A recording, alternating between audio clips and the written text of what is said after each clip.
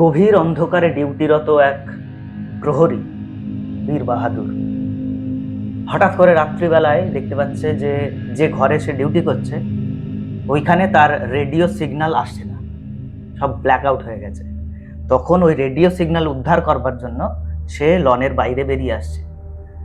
লনের বাইরে বেরিয়ে এসে দেখতে পাচ্ছে যে একটা পালকি রাখা রয়েছে, পালকি বাহকরা রয়েছে, বেহারা রয়েছে।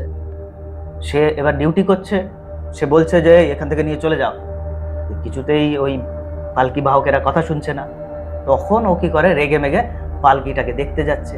এই পালকির ভিতরে যখন সে উঁকি মারছে দেখতে পাচ্ছে একটা রক্তাক্ত তরুণ ওর ভিতরে পড়ে রয়েছে। সে তো ভয়ে চিৎকার করে উঠেছে, চিৎকার করে সোজা দৌড়ে গেছে একেবারে ঘরের ভিতর দিকটাই, বিল্ডিং এর ভিতর দিকটাই। বিল্ডিং এর ভিতর দিয়ে গিয়ে দেখতে পাচ্ছে যে কোনো এক মহিলা, কোনো এক ইংরেজ মহিলা, সে ওইখানটায় লাল চোখে তাকে দেখছে, কাঁদছে, এবং একটি বাচ্চা ছেলে তাকে জড়িয়ে ধরছে, জড়িয়ে ধরে বলছে যে আমি এখানে পড়তে এসেছিলাম, আমি এখান থেকে বেরোতে পারছি না। তো সেই বীর বাহাদুরের অবস্থা কিরকম ভয়প্রদ হয়েছিল সেটা কল্পনা করে নিতে আমাদের কোনো অসুবিধা হয় না। তো সেই রকম একটা ভয়প্রদ পশ্চিমবঙ্গের একটা কুখ্যাত জায়গার কাহিনী নিয়ে আজকে আমাদের এপিসোড করব। চলো শুরু করা যাক। এটা শুধুমাত্র কুখ্যাত বললে হবে না, এটাকে বিখ্যাতও বলতে হবে। বিখ্যাত তো বটেই। তো চলো শুরু করা যাক, কিছু কথা বলা যাকে। আজকে আমাদের আলোচ্য স্থান হচ্ছে কলকাতার ন্যাশনাল লাইব্রেরি। নমস্কার, আমি অভিজিৎ। নমস্কার, আমি সুরজিৎ। তো চলো শুরু করা যাক, কিছু কথা বলা যাক।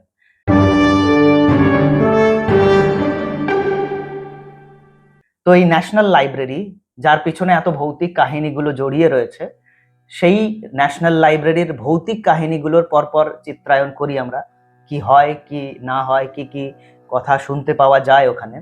তো লোকমুখে বিভিন্ন কথা ওখানে প্রচারিত হয়ে আছে। কেউ কেউ বলেন যে যারা ওখানে পড়তে যান বা অন্ধকারাচ্ছন্ন সময় যখন ওইখানটায় যান, সেই সময়টায় কারোর কারোর মনে হয় যে কোনো এক অদৃশ্য দুটো চোখ বারবার তাদের দিকে তাকাচ্ছে, ঘাড়ের উপর নিঃশ্বাস ফেলছে। কখনো মনে হয় যে বইপত্র ছড়ানো ছিটানো দেখতে পেলে কেউ যেন তেড়ে আসছে।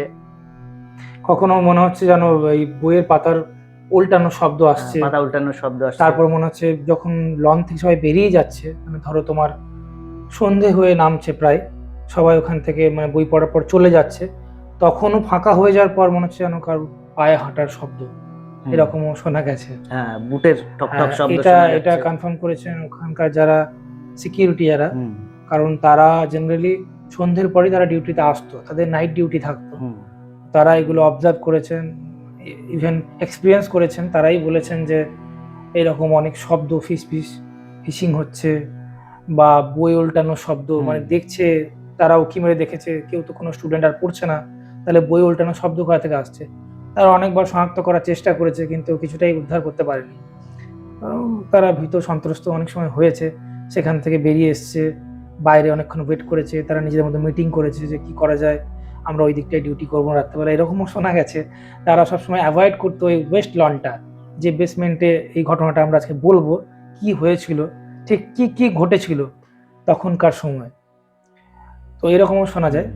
তো এই মানে নিছক একটা লাইব্রেরি, অবশ্যই সেটা বিরাট আকারের একটা লাইব্রেরি, মানে জ্ঞানের ভান্ডার সেখানে ছড়িয়ে রয়েছে। তো এই রকম একটা লাইব্রেরিকে ঘিরে এত রকম গল্প, এত রকম জল্পনা, এত রকম ভুতুড়ে কাণ্ড কারখানা রয়েছে। সেই ভুতুড়ে কাণ্ড কারখানাগুলোই আজকে আমরা ডিকোড করছি। একেবারে মানে গোড়ার দিকে যদি যাই, তাহলে আমরা একেবারে ইতিহাসের ঢঙে যাচ্ছি না, কিন্তু ইতিহাসের ঢঙে আমরা যাব, কিন্তু আপাতত আমরা মানে কি কি ঘটনা ঘটতে ওখানে মনে হয় যে এগুলো ঘটে, হয়তো ওই বুটের ঠকঠকানি শুনতে পাওয়া যায়, মনে হয় কেউ যেন চারপাশে কিছু খুঁজে বেড়াচ্ছে, কোনো একজন বুট পরা কোনো একজন ব্যক্তি। তো সেই বুট পরা ব্যক্তিটিকে অনেকেই বলেন যে এই ব্যক্তিটি হচ্ছেন Lord Warren Hastings. Lord Warren Hastings এর অতৃপ্ত আত্মা নাকি ওই ন্যাশনাল লাইব্রেরির ঘরগুলোতে ঘুরে বেড়ায়। আবার কেউ কেউ বলছেন যে কোনো এক তরুণের রক্তাক্ত দেহ ওইখানে মাঝে মধ্যে যেন দেখতে পাওয়া যায়। সেই রক্তাক্ত দেহওয়ালা যে তরুণ, সেই তরুণ হচ্ছেন ফ্রান্সিস। তো আর দেখতে পাওয়া যায় একজন মহিলাকে, যে মহিলা চারপাশে ঘুরে বেড়ান, এবং ফিলিপ ফ্রান্সিস। আর যে একজন মহিলা, সেই মহিলা গাউন পরে, সাদা গাউন পরে, ইংরেজ একজন মহিলা, সেই মহিলা সর্বত্র নজরদারি চালান, কেউ বই উল্টোপাল্টা করে রাখছে না তো, বই এক জায়গা থেকে নামিয়ে সেখানেই রেখে দিচ্ছে না তো, আবার ঠিক জায়গায় পৌঁছে দিচ্ছে তো। বলা যায় উনি খুব পরিমার্জিত ছিলেন, পরিষ্কার পরিচ্ছন্নতার দিকে তার সবসময় নজর রয়েছে একটি অতৃপ্ত আত্মার। সেই ভদ্র মহিলার নাম জানা যায়, শোনা যায় মেটকাফ, লেডি মেটকাফ। তার সাথে সাথে আরো যে গল্পগুলো শুনতে পাওয়া যায়, একটি অল্প বয়সী ছেলের অস্তিত্ব এখানে নাকি টের পাওয়া যায়, অনেক মানুষের চলাফেরা ওখানে টের পাওয়া যায়। তো এই সমস্ত কিছু কিন্তু ওই একটা লাইব্রেরিকে কেন্দ্র করে। আর এক বিখ্যাত লাইব্রেরির কথা আমরা জানি, নালন্দার যে লাইব্রেরি, যেটাকে পুড়িয়ে ফেলা হয়েছিল, সেই একটা বিরাট লাইব্রেরি, সেই লাইব্রেরিকে ঘিরে ঐতিহাসিক ঘটনা সমূহ। আর আমাদের এই কলকাতার ন্যাশনাল লাইব্রেরি, এই লাইব্রেরি সম্পর্কে দুটো কথা বলেই রাখি, যেহেতু তুমি বলছো বারবার বৃহৎ লাইব্রেরি, এই লাইব্রেরিটা এই জন্যই এত বিখ্যাত। এটা কলকাতায় অবশ্যই অবস্থিত, ব্রিটিশ সাম্রাজ্যকালে এটা মানে প্রতিষ্ঠা করা হয়, তারও আগে হ্যাঁ তারও আগে করা হয়। তো ব্রিটিশ গভর্নমেন্ট এটাকে ইন্ডিয়ান গভর্নমেন্টকে হ্যান্ড ওভার করেছিল। তো তখনকার দিনের এই লাইব্রেরি সর্ববৃহৎ, মানে বলা যেতে পারে এটা নট অনলি ইন্ডিয়া, এশিয়া মহাদেশের মধ্যে সব থেকে বড় মানে জ্ঞানের পুঞ্জ বা ভান্ডার বলতে পারি। এখানে বলা হয় যে 45 কিলোমিটারের দৈর্ঘ্য ছিল, মানে বুক সেলফ যেটা বলা যেতে পারে, মানে টোটাল বুক শেলফ গুলোকে যদি এক জায়গায় করা হয়, হ্যাঁ তার দৈর্ঘ্য হচ্ছে 45 কিলোমিটার। মানে ভাবা যায়, মানে এরকম হ্যাঁ কত হাজার বই থাকতে পারে সেখানে। 3200 মতো পাণ্ডুলিপি ছিল ওখানে, 3200। এর ম্যাপ ছিল 86,000 মানচিত্র ওখানে রাখা রয়েছে। মানে এতটাই মানে ঐতিহ্যবাহী একটা লাইব্রেরি। তো এই লাইব্রেরি তুমি বলো তারপর। এই লাইব্রেরির এবারে আমরা খানিকটা একটু গোড়ার দিক থেকে আসি। মানে লাইব্রেরি হিসেবে নয়, এটা মানে মোটামুটি একটা মহল হিসেবেই তৈরি হয়েছিল। সেটা মুঘলদের আমলের শেষ ভাগে, মানে ঔরঙ্গজেব মারা যাওয়ার পরে বাহাদুর শাহ জাফরেরও বোধহয় পুত্র বা নাতি ছিলেন, তিনি এটা তৈরি করিয়েছিলেন ওখানে ইংরেজ পরবর্তী সময় থাকার জন্য। তো সেই তার পরবর্তীতে বাংলার নবাব হয়েছিলেন মির্জাফরের নাম আমরা সবাই জানি। তো মির্জাফর 1757 সালে পলাশির যুদ্ধ হওয়ার পর মির্জাফর মানে কি বলে সিরাজদৌল্লাহ, হ্যাঁ। তো মির্জাফর যখন বাংলার নবাব হন 1757 পরে, তো 1760 সালে মির্জাফরকে আবার নিজের যে নবাবি, সেই নবাবিটাও ছেড়ে দিতে হয় তার জামাই মীর কাসিমের হাতে। মীর কাসিমের হাতে দেওয়ার পর মির্জাফর চলে আসেন কলকাতায়, ইংরেজদের তত্ত্বাবধানে, ইংরেজদের ছত্র ছায়ায় থাকবেন বলে। তো 1760 সালের শেষ দিকে, ওই 60-এর দশকের শেষ দিকে, তখন মির্জাফর বলেন যে আমি এই আমার যে সম্পত্তি, এই যে মানে হাউস, এই এত বড় বাড়ি, এই বাড়িটা আমি ইংরেজদের হাতে তুলে দিচ্ছি। তো সেইটা লর্ড ওয়ারেন হেস্টিংস এর কাছে যায়। এইবারে হয় কি, লর্ড ওয়ারেন হেস্টিংস এর সম্পর্কে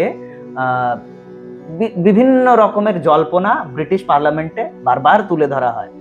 তো বলা হয় যে উনি মানে কি বলবো, কারাপ্ট একজন, উনি ভালোভাবে দেশটা চালানোর চেষ্টা করছেন না। তো এই অভিযোগগুলো ওনার উপরে যখন আসে, ওনাকে একটা সময় ফিরে চলে যেতে হয়। এবার ওনার উপরে মামলা হয়, মামলার বিভিন্ন ইমপিচমেন্ট যাকে বলা হয়, ইমপিচমেন্ট হয়। সেইখানে ওনাকে বিভিন্ন রকমভাবে দোষী সাব্যস্ত করার চেষ্টা করা হয়। যদিও পরবর্তীকালে সমস্ত মামলা থেকে উনি নিষ্কৃতি পান এবং মানে বাইজ্জত বাড়ি যাকে বলা হয়, সেইভাবে তাকে ছেড়ে দেওয়া হয়। কিন্তু উনি যখন ফিরে যাচ্ছেন, ফিরে যাওয়ার সময় ওনার একটা বাক্স ছিল, কালো রঙের বাক্স। ওই কালো বাক্সটা উনি ভুলে এখান থেকে চলে যান। জনশ্রুতিতে বলা হয় যে ওই কালো বাক্সটার মধ্যেই নাকি ওনার সততার প্রমাণ স্বরূপ অনেক ডকুমেন্টস ওর মধ্যে ছিল। ওইটা যদি পাওয়া যেত তাহলে খুব তাড়াতাড়ি উনি নির্দোষ প্রমাণিত হতে পারতেন। কিন্তু দুর্ভাগ্যক্রমে উনি এখান থেকে যখন চলে গেলেন, চলে যাওয়ার পরে, ওনার ইমপিচমেন্ট হওয়ার পরে, মৃত্যু হওয়ার পরেও উনি কিন্তু নিজেকে নির্দোষ প্রমাণ করবার জন্য যে ডকুমেন্টগুলো রেখেছিলেন, কালো বাক্সটা, ওই কালো বাক্সটা খুঁজবার জন্য নাকি তার অতৃপ্ত আত্মা ন্যাশনাল লাইব্রেরিতে এখনো পর্যন্ত ঘোরাফেরা করে। এটা হচ্ছে লর্ড ওয়ারেন হেস্টিংস এর অস্তিত্বের, ভূতের অস্তিত্বের গল্প। এবং এরকমও শোনা যায় যে 1880 সালে, 1880 তাই তো, 1880 সালে লর্ড ওয়ারেন হেস্টিং এবং ফিলিপস দুজনের মধ্যে একটা ডুয়েল, একটা দ্বন্দ্ব যুদ্ধ হয় একটা। সেই যুদ্ধের মধ্যে মানে ফিলিপসকে মানে মেরে ফেলে ওয়ারেন হাস্টিং। ওই 1870-80 ওই সময়টায়। হ্যাঁ, ওই সময়টায়। হুম। অ্যাপ্রক্সিমেটলি মানে অনেক জায়গায় অনেক ইয়েতে দেখেছি, ওই 70-80 দশকের মধ্যেই হবে। তো ফিলিপসকে মেরে দেয়, এবং ফিলিপসকে মেরে দেওয়ার পরে মানে ফিলিপস ওই যে লনটা রয়েছে এখন, যেটা বলা হয়, যেটা ওয়েস্ট লন রয়েছে বেসমেন্টের ওখানে, রক্তাক্ত অবস্থায় ওখানে মৃত্যুবরণ করে। এই কথাও জনশ্রুতিতে মানে প্রচলিত যে ওনার আত্মা ওখানে রয়েছে, এবং বদলা নেওয়ার জন্য, রিভেঞ্জ নেওয়ার জন্য ওই অমাবস্যা রাতে ওখানে অ্যাক্টিভ হয়। এবং এইসব ছাড়া শব্দ, যেগুলো আওয়াজ, যারা সিকিউরিটিরা অবজার্ভ করেছে, এক্সপিরিয়েন্স করেছে, বিশেষ করে বীর বাহাদুর, যার কথা তুমি প্রথমেই বললে, এই গল্পটা খুব ইন্টারেস্টিং। বীর বাহাদুরের কথাটা আজ থেকে প্রায় 24-25 বছর আগে, যখন ইন্ডিয়ান গভর্নমেন্ট যখন ওই লাইব্রেরির জন্য সিকিউরিটির জন্য ভ্যাকেন্সি দিয়েছিলেন, তখন বীর বাহাদুর নামে একজন ওখানে আসেন। বীর বাহাদুর ওখানে প্রথম জব করেন এরকম নয়, আগেও সিকিউরিটির কাজ করেছেন। হ্যাঁ, করেছেন। তো উনি ওখানে অ্যাপ্লাই করেন। ওনাকে বলাও হয় যে এখানে তো বিভিন্ন স্টুডেন্টরা আসে, পড়াশোনা করে, তো সকাল সন্ধে বা দুপুরটা পড়াশোনাই হয়, তোমাদের কাজ হবে জেনারেলি রাত্রেবেলায়, নাইট গার্ড তোমাদের। এখানে শুধু রাত্রেবেলায় কেউ থাকে না, শুধুমাত্র সিকিউরিটি আর ওয়াচম্যান এই থাকে। বলো ঠিক আছে, আমার কোনো অসুবিধা নেই, ভূতে ভয় পায় না কোনো ব্যাপারে, বলা হলো। এবং ওই যে গ্রুপটা ছিল, সিকিউরিটির যে গ্রুপটা, ওদের মধ্যে সেই রাতে কথাও হয় যে ভালোই হয়েছে বীর বাহাদুর ইস্ট লনটা পেয়েছে। ওনাকে ইস্ট লনের বিভাগটা দেওয়া হয়েছিল, অনেকগুলো ভাগ ছিল, ভাগ ভাগ করে পার্টিশন করা হয়েছিল যে এই গ্রুপ এখানে দেখবে। তখন ওদের মধ্যে একজন বলে, যিনি আগে থেকে ওখানে ডিউটিরত ছিলেন, উনি বললেন যে ভালো হয়েছে, ভাগ্যক্রমে তুমি এই ইস্ট লনটা পেয়েছো, কারণ হচ্ছে ওয়েস্ট লন মানে যেখানে মানে সেরকম একটা ভুতুড়ে ব্যাপার রয়েছে, কুখ্যাত জায়গাটা, তো ওখানে ওইরকম ঘটনা আছে, ওখানে রাতের বেলায় কেউ যায় না, ওই দিকটা আমরা অ্যাভয়েডই করি। এইসব গল্প শুনলো, তখন ওগুলো শুনেও অনেকটা মানে কি বলবো, ভীত হয়নি, খানিকটা অবাক হলো যে এটা আবার কিরকম। ও অতটা বিশ্বাস করতো না। তারপরেই ও রাতে ওনার স্ত্রীর সঙ্গে উনি ফোনে কথা বলেন যে এরকম ব্যাপার, এরকম এরকম বলছে। ওনার স্ত্রীও ব্যাপারটাকে অ্যাজিউম করেন এবং কনফার্মেশন দেন যে হ্যাঁ, আমারও বাড়ির লোক কিছু ওখানে থাকেন এদিক ওদিকে, ওনারা ওই ব্যাপারটাকে এক্সপিরিয়েন্স করেছেন এবং এরকম কথা শুনেছেন যে ওখানে এরকম এরকম ব্যাপার রয়েছে। ও দেন দেয়ার ফোনটা অফ করে মানে কেটে দিয়ে আবার ডিউটিতে চলে যায় এবং ভাবে যে কি ব্যাপার, আমাকে সবাই এখানে ডিউটির মধ্যে এরকম ভয় দেখানোর চেষ্টা করছে কেন, ভাবতে থাকে। তারপর মুডটা খানিকটা অফ হয়ে যায়, তবে ঠিক আছে একটু রেডিওতে গান শোনা যায়, যেটা তুমি প্রথমে বললে। রেডিও চালু করলো, কিছুতেই রেডিও সিগন্যালও পাচ্ছিল না, বারবার রেডিও নিয়ে এদিক ওদিক, ভালো নেটওয়ার্কিং ইস্যু, আমি তাহলে এই জায়গা থেকে একটু বেরিয়ে যাই। ওই লন থেকে বেরিয়ে এলো, লন থেকে বেরিয়ে এসে বাইরে একদম আস্তে আস্তে আস্তে আস্তে একদম দেখলো বাইরে বেরিয়ে গেছে। বাইরে বেরিয়ে একদম, যেহেতু রাত্রেবেলা, চারিদিকে লাইটস অফ, একদম অন্ধকার, অনেকটা এগিয়ে গেছে। অনেকটা এগিয়ে গিয়ে দেখছে যে লাইট তো পুরো কিছু নেই, রেডিও নিয়ে এদিক ওদিক করে। হঠাৎ করে রেডিওতে দেখে সারা শব্দ সব বন্ধ হয়ে গেল, মানে শুঁশো, রেডিওর যে একটা শুঁশো আওয়াজ হয় ওটাও বন্ধ হয়ে গেল। দিয়ে রেডিওর মধ্যে একটা আওয়াজ উঠে এলো যে টুডে ইজ মাই নাইট, আজকের রাত্রিটা আমার। তো দেন রেডিওটা ফাট করে হাত থেকে ছেড়ে ওখান থেকে পালিয়ে আসছিল ওই ভেতরে যাওয়ার জন্য। তখন দেখে যে একটা পালকি নিয়ে একজন দাঁড়িয়ে আছে। ও ফট করে ওকে জিজ্ঞাসা করে যে কি ব্যাপার, তুমি এখানে এলে কি করে, আর পালকি নিয়ে এইসব নিয়ে এসেছো কেন এখানে, ওকে জিজ্ঞাসা করে। ও রীতিমতো চুপচাপ রয়েছে। ও পালকি নিয়ে আস্তে আস্তে একটু এগিয়ে যায়, তখনও দেখে পিছন দিকে পালকির মানে একটা পাতলা পর্দা মতো একটা রয়েছে, ঝুলছে। ওই পর্দা থেকে দেখে একটা হাত এরকম করে বেরিয়ে আছে রক্তাক্ত অবস্থায়। ও সাহস করে একটু এগিয়ে যায় এবং পর্দাটা একটু সরিয়ে দেখে একটা রক্তাক্ত যুবক শুয়ে আছে, যার কথা তুমি বললে, ফিলিপ ফ্রান্সিস। তো ও তৎক্ষণাৎ চমকে একদম ওখান থেকে দৌড়ে চলে এসে আকাশের দিকে তাকায়, দেখে আকাশে চাঁদ নেই। তখনই ওর মাইন্ডে ট্রিগার করে, যেটা ওরা বলছিল, আজ তাহলে অমাবস্যার রাত, চাঁদ নেই, ছুটে আসে, একটু এগিয়ে এসে দেখে সামনে যে লনটার কাছে এসে দাঁড়ায়, দেখে এটা ওয়েস্ট লন। মানে কি বলবো, গায়ে কাটা দেওয়ার মতো অবস্থা।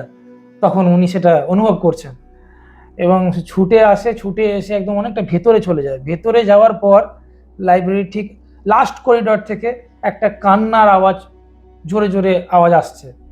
ওটা শুনে থমকে যায় এবং আস্তে আস্তে খুব সাহস করে এগিয়ে যায় ওইদিকে। এগিয়ে যাওয়ার পর দেখে একটা দরজা খোলা আছে। হালকা করে ঢুকে দেখে যে একটা বাচ্চার আওয়াজ আসছে।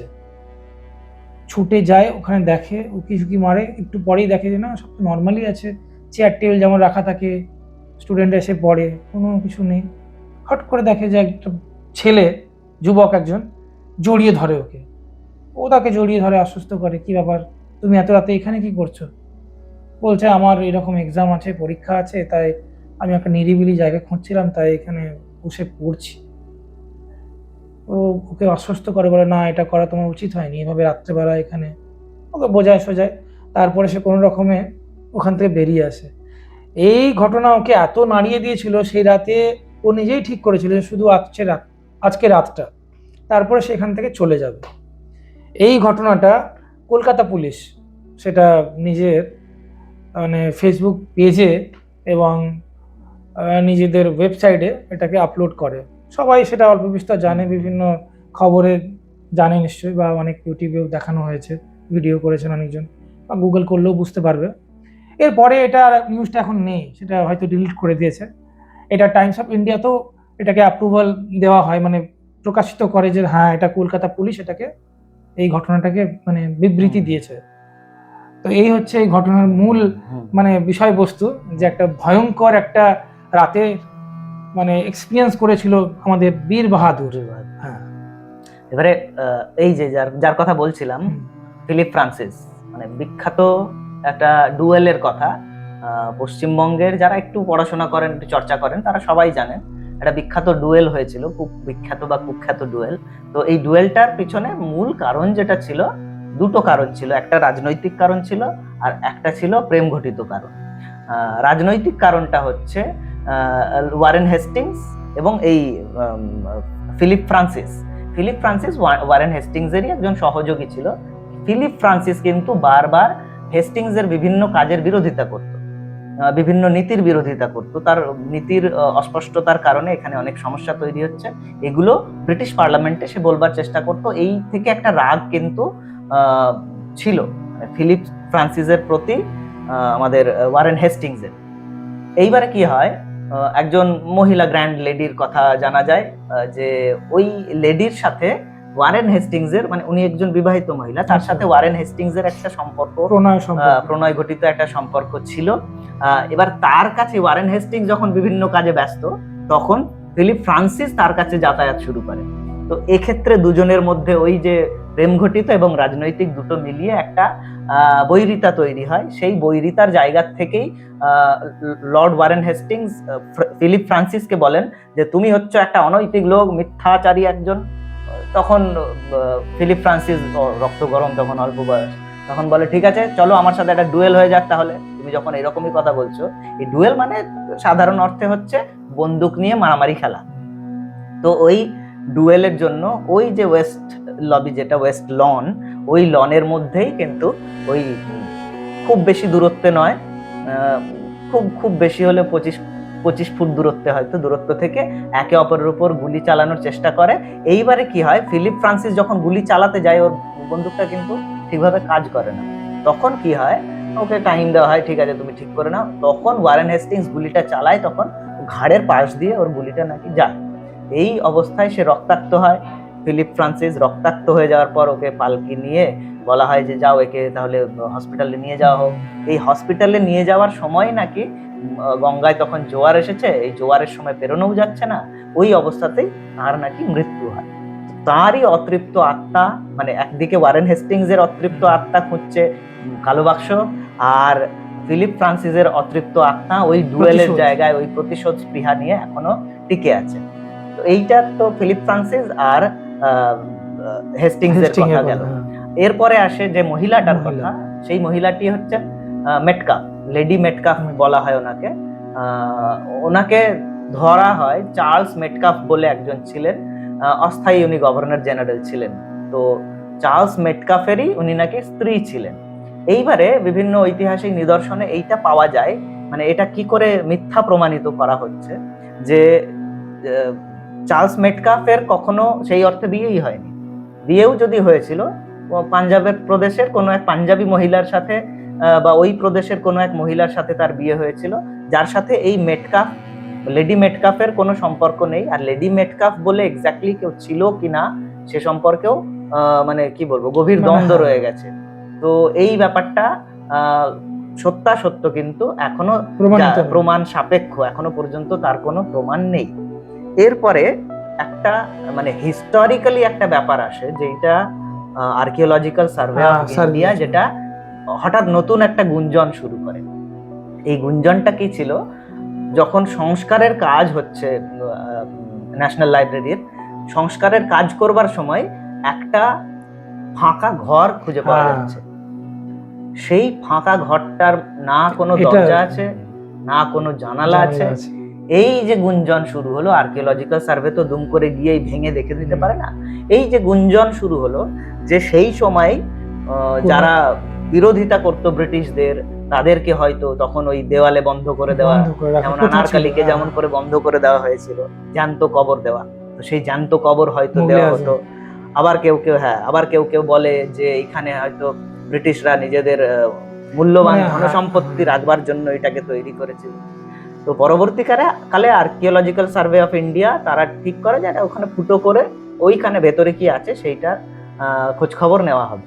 তো সেই খোঁজ খবর নিতে গিয়ে দেখা যায় যে ওটা আসলে কিছুই না, ওর ভেতরে প্রচুর কাদা জমে রয়েছে। এটা নিয়ে এই যে বন্ধ ঘর, তুমি ভাবো মানে একটা ঘর এরকম যার কোনো জানালা নেই, দরজা নেই, কিছু নেই, তাহলে এটা শুধু শুধু কেন রাখা হয়েছে?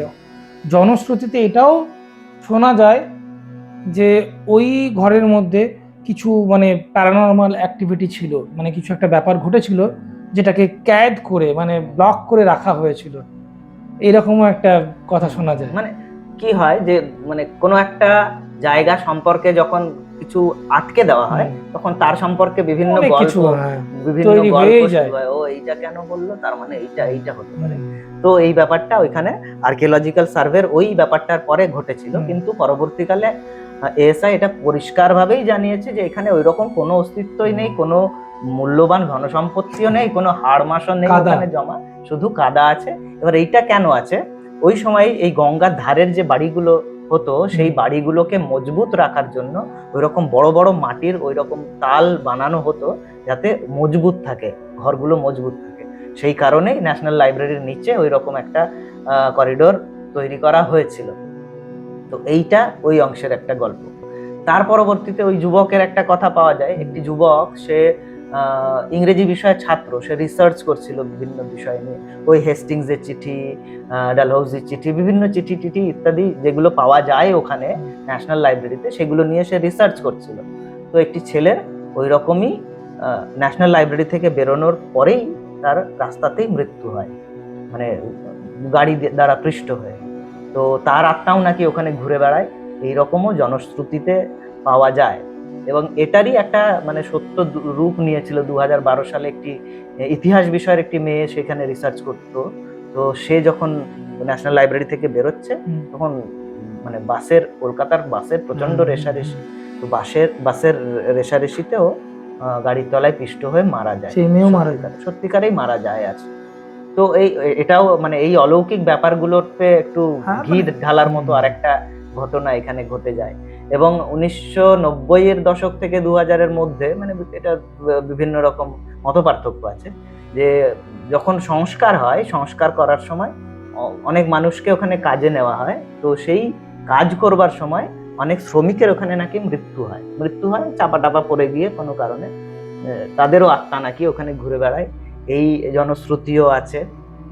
তো সব মিলিয়ে এটা বলা যেতে পারে যে একটা ঐতিহাসিক বাড়ি, মানে ইংরেজরা চলে গেছে, বাহাদুর শাহ জাফরের পরবর্তী যিনি ছিলেন আজিম শান বোধহয় ওনার নাম, তো উনি ওইটা তৈরি করছেন আজ থেকে প্রায় 250-300 বছর আগেকার একটা বিল্ডিং। সেই বিল্ডিং এর মধ্যে, এত বড় বিল্ডিং, তার গঙ্গার হাওয়া ইত্যাদি সমস্ত কিছু মিলিয়ে একটা ভৌতিক পরিবেশ তৈরি করতেই পারে, মানে ন্যাচারালি, সাইন্টিফিক্যালি যদি নাও দেখি, ন্যাচারালি এইরকম একটা ভৌতিক পরিবেশ তৈরি করতে পারে একটা পুরনো বাড়ি। তার যে ফার্নিচার আছে সেই ফার্নিচার মানে কাঠ, কাঠ মানেই ধরো তার যত বয়স বাড়বে তত তো একটু এদিক ওদিক হবে, সেইখান থেকে বিভিন্ন রকম আওয়াজ আসবার সম্ভাবনা তৈরিই হবে। তো সব মিলিয়ে মানে বৈজ্ঞানিক দৃষ্টিকোণ থেকে দেখলে পরে এগুলোর সত্যাসত্য কিন্তু খুব একটা মানে তথ্য আকারে আমাদের সামনে নেই।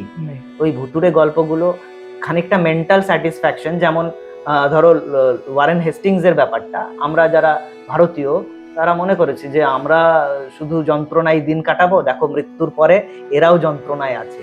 তো এইটাও একটা ব্যাপার হতে পারে যে ইংরেজরা আমাদের শুধু অত্যাচার করে গিয়ে ভেবেছে খুব ভালো থাকবে। তো এটা একটা সাইকোলজিক্যাল স্যাটিসফ্যাকশন ওইখান থেকে পাওয়া যায়। আর যে গল্পগুলো আছে সেই গল্পগুলো তো ওই ডুয়েলের গল্প থেকে বিভিন্ন কাহিনী তো ছড়াবেই। ওইরকম একটা ঘটনা, মানে সামনাসামনি ইচ্ছা করে দুজনে লড়াই করতে গিয়ে বন্দুকের নিহত হচ্ছে, তো এই গল্পগুলো তৈরি হতেই পারে। সব মিলিয়ে ন্যাশনাল লাইব্রেরি গোটা ভারতের মধ্যেই মোস্ট হন্টেড প্লেসেস এর মধ্যে একটা। তো ন্যাশনাল লাইব্রেরি শুধু হন্টেড প্লেসই নয়, এত বইপত্র, এত ম্যাপ, এত স্ক্রিপ্টস, ম্যানুস্ক্রিপ্টস যাকে বলা হয়, তো সেইগুলো তো কোথাও নেই। তার মানে ঐতিহাসিক ভাবে ন্যাশনাল লাইব্রেরির গুরুত্ব কিন্তু মানে অপরিসীম। এইগুলো আমাদের বাঁচিয়ে রাখা উচিত, এটা আমাদের ঐতিহ্য, এগুলো আমাদের ভবিষ্যতেও কাজে লাগবে। তাছাড়া বেঙ্গল গেজেট ফেজেট ইত্যাদি যে পত্রিকাগুলো সেই সময়কার হাজার হাজার পত্রিকা, সেইগুলোও কিন্তু এখানে বর্তমান রয়েছে। আজও খুঁজলে সেই সময়কার স্বাধীনতা আন্দোলন যখন শুরু হচ্ছে, সেই সময়কার যখন পেপার তৈরি হচ্ছে ওয়েস্ট বেঙ্গলে, কলকাতায়, ওয়েস্ট বেঙ্গল তো তখন নয়, তখন বাংলায় যখন পেপার তৈরি হচ্ছে, সেই পেপার সমস্ত কিন্তু ওইখানে রয়েছে ন্যাশনাল লাইব্রেরিতে। এবার এই ন্যাশনাল লাইব্রেরি সংস্কার করার পরেও কিছু গন্ডগোল ওখানে দেখতে পাওয়া যায়। গন্ডগোল মানে কি, ওইগুলো কিন্তু ভৌতিক গন্ডগোল নয়, ওইগুলো মানে ফিজিক্যাল গন্ডগোল। সারানোর পরেও দেখা যাচ্ছে এমন ভাবেই কাজ হয়েছে যে উপর থেকে জল চোঁয়াচ্ছে, ছাদের উপর থেকে জল চোঁয়াচ্ছে, এই পুরোনো পেপার, বই ইত্যাদি সমস্ত নষ্ট হয়ে যাওয়ার উপক্রম, তখন প্লাস্টিক দিয়ে ঢেকে রাখতে হচ্ছে, পলিথিন দিয়ে ঢেকে রাখতে হচ্ছে বইটইগুলোকে। তো এইগুলো আমাদের মানে দাবি, আমরাও চাইবো যে ন্যাশনাল লাইব্রেরি চিরকাল সংরক্ষিত থাকুক, আমরাও ন্যাশনাল লাইব্রেরির অ্যাক্সেস পেতে থাকি, অন্যান্য মানুষরাও পেতে থাকুক, আর ভৌতিক কাহিনী যেমন চলতে থাকুক, কিন্তু ন্যাশনাল লাইব্রেরি নিজের জায়গায় যেন টিকে থাকে, এটাই আমাদের কথা। তো আর কোনো বক্তব্য তোমার বলো? আর বিশেষ করে কোনো বক্তব্য নেই, তুমি যেমনটা মানে বিয়ন্ড গিয়ে বললে, মানে শুধুমাত্র ভৌতিক বিষয়কে কেন্দ্র করে লাইব্রেরি নয়, লাইব্রেরিকে কেন্দ্র করে কিছুটা অংশ ভৌতিক বিষয় তৈরি হয়েছে। তো সব মোটামুটি আমরা যতটা পারলাম, যতটা আমরা পড়াশোনা করেছি, জেনেছি, ততটা তোমাদের সামনে তুলে ধরলাম। তোমরা অবশ্যই জানিও যে কেমন লাগলো আজকের আমাদের এই পডকাস্ট, অবশ্যই কমেন্টে জানিও, আমরা তাহলে জানতে পারবো যে তোমরা কীভাবে এটাকে উপভোগ করছো, কতটা ভালো লাগছে, আরও কীরকম চাও, তোমরা কোনো গল্প থাকলে সাজেস্ট করতে পারো, আমরা চেষ্টা করব সেরকম কিছু নতুন পডকাস্ট নিয়ে আসার। বা সেটুকুই বলার, বাকি শেষটা অভিজিৎ যেমন শেষ করে। তো সেই মানে ভৌতিক আলাপ দিয়েই আমরা আজকের মতো চলো শুরু করা যাক, কিছু কথা বলা যাকের এপিসোড এখানে শেষ করছি। নমস্কার।